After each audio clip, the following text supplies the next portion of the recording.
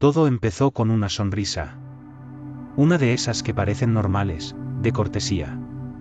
Pero esa sonrisa, con el tiempo, se convirtió en algo que no esperaba. Si te dijera que en el trabajo hay una mujer obsesionada conmigo, tal vez no me creerías, pero todo es real. Ella era nueva en la oficina. Se presentó con confianza, muy segura de sí misma. Desde el primer día me buscaba con la mirada. Yo pensé que era coincidencia, que era solo educación, pero luego comencé a notar que solo me hablaba a mí, todo el tiempo. Cada mañana me traía un café. Te lo mereces, trabajas mucho, decía. Le agradecía, claro, era un gesto amable. Pero al tercer día empecé a sentirme incómodo. No éramos amigos, apenas si la conocía.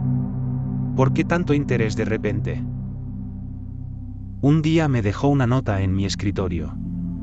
Me encanta cómo te ves cuando estás concentrado. Me reí nervioso.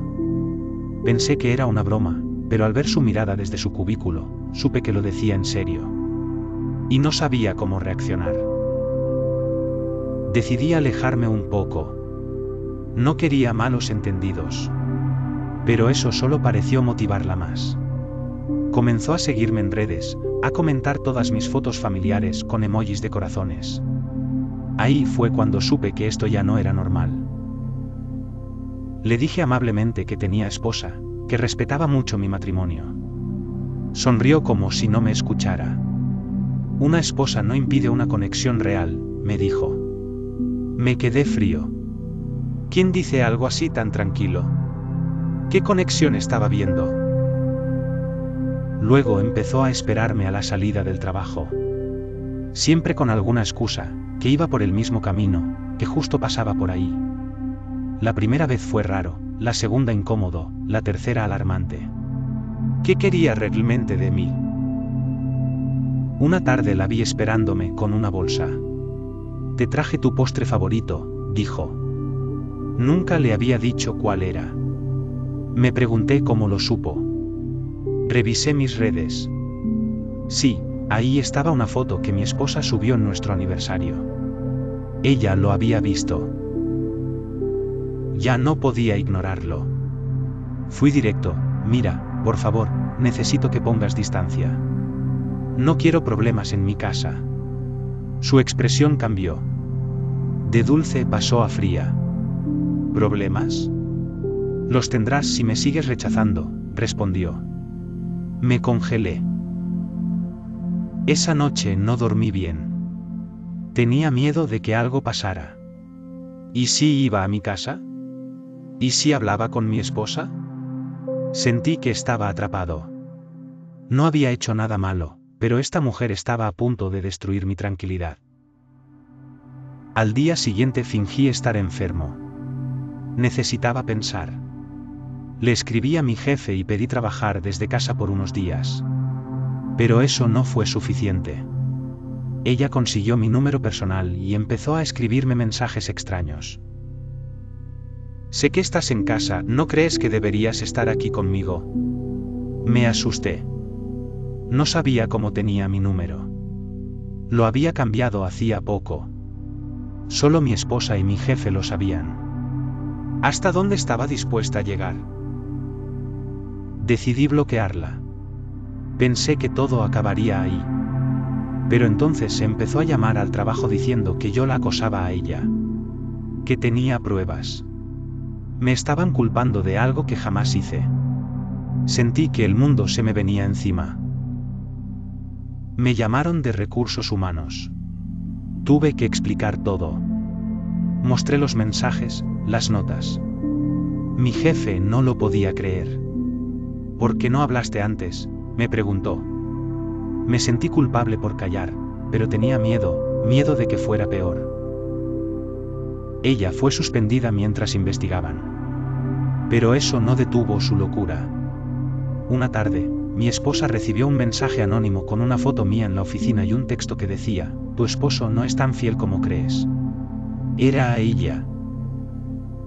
Mi esposa me enfrentó. Yo le expliqué todo. Le mostré pruebas, mensajes, todo. Gracias a Dios, me creyó. Pero el daño ya estaba hecho. La tranquilidad que teníamos como pareja había sido sacudida. Esa mujer logró entrar en mi hogar. Pensé en dejar el trabajo, en desaparecer. Pero no era justo.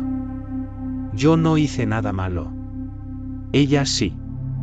Tenía que enfrentarla, pero con inteligencia. Decidí grabar todo. Cada intento, cada mensaje. Si ella quería destruirme, debía mostrar quién era en realidad. Entonces cometió un error. Un día, en el estacionamiento, me interceptó. Me dijo, si no estás conmigo, haré que tu esposa crea que sí lo estuviste.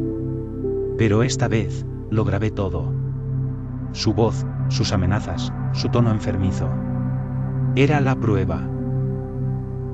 Con ese audio fui directo a Recursos Humanos.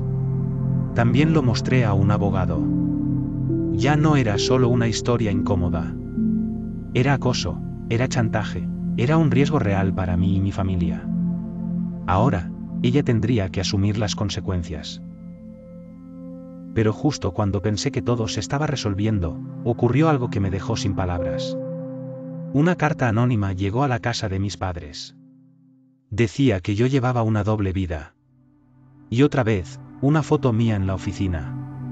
¿Cómo sabía tanto? Mi madre se preocupó. Me llamó llorando. ¿Qué está pasando, hijo? Le expliqué todo. No quería que ella también se viera envuelta. Pero ya no tenía control. Esa mujer estaba cruzando todos los límites. Entonces mi esposa me dijo algo que me hizo pensar.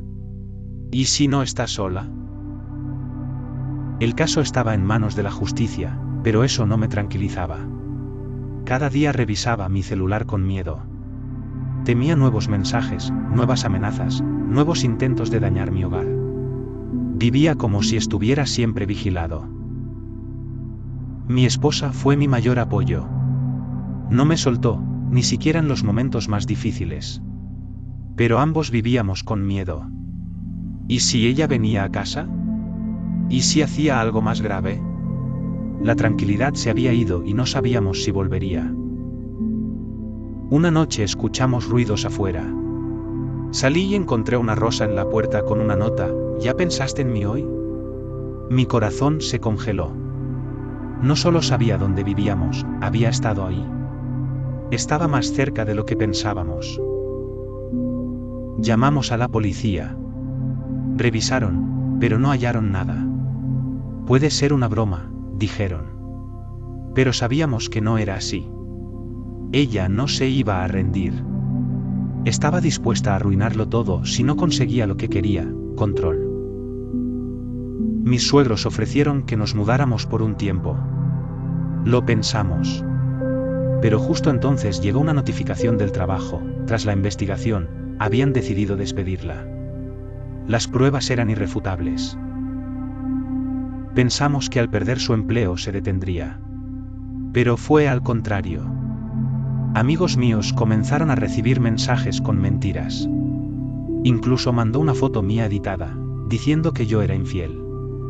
No solo quería venganza, quería destruirme. Decidí contar todo en redes, sin decir nombres. Expliqué el acoso, el daño y cómo vivía con miedo. Muchos me escribieron en privado. Compañeros dijeron que también se sintieron incómodos con ella. Yo no era el único. Una excompañera me contó que en otro trabajo ya había hecho algo parecido. Siempre buscaba a alguien, se obsesionaba, lo manipulaba. Cuando la rechazaban, los destruía. Yo solo era su nuevo objetivo. Con el abogado solicitamos una orden de alejamiento. Se aprobó. Legalmente, no podía acercarse a mí ni a mi familia. Por primera vez, sentí que tenía una barrera. Pero el miedo, ese seguía ahí. Pasaron semanas sin señales. Empezamos a respirar un poco mejor. Incluso salimos a cenar, a intentar volver a la normalidad.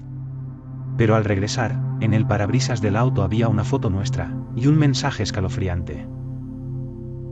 La nota decía, el amor no se reemplaza. Yo era la correcta. La policía intervino nuevamente, pero no podía hacer mucho más. Ella no se detenía. Lo suyo no era amor. Era una obsesión peligrosa. Solicitamos una medida más fuerte. En la audiencia, ella nos miró sin culpa. Como si yo fuera el que la traicionó. Como si ella fuera la víctima. Esa frialdad me hizo entender que necesitaba ayuda psicológica urgente. El juez fue claro, no podía acercarse a nosotros bajo ninguna circunstancia. Cualquier intento sería delito. Salimos de ahí aliviados. Por fin, había una barrera firme. Pero la herida emocional ya estaba hecha. Pasaron 3 meses en silencio. Empezamos terapia. Poco a poco volvimos a tener una rutina, a recuperar la paz. A veces el miedo regresaba, pero aprendimos a vivir sin dejar que nos controlara por completo.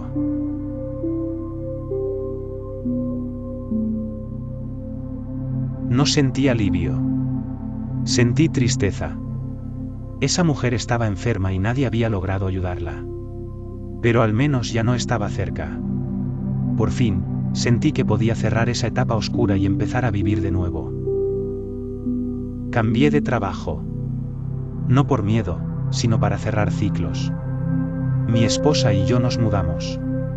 Comenzamos de nuevo. Aprendí a poner límites. Aprendí a hablar cuando algo no me hace bien. Aprendí a proteger mi paz.